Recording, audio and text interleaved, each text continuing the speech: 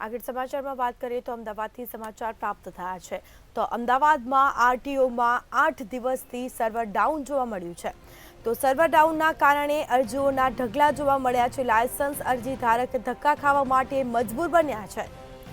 5000થી વધુ લાયસન્સની અરજી પેન્ડિંગમાં જોવા મળી છે।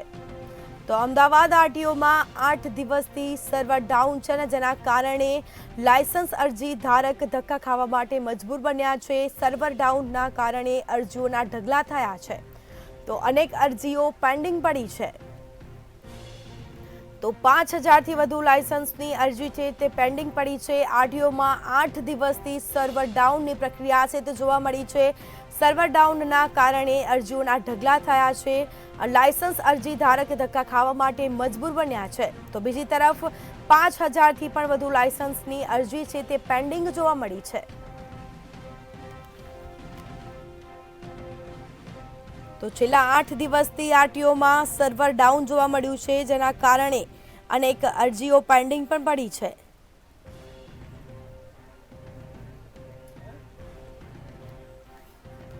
વધુ વિગતો સાથે સંવાદદાતા શિવાંશુ સિંહ આપણી સાથે ફોન લાઈન પર જોડાઈ ગયા છે। જી, અમદાવાદમાં આરટીઓમાં 8 દિવસથી સર્વર ડાઉનની પ્રક્રિયા જોવા મળી, શું વિગત?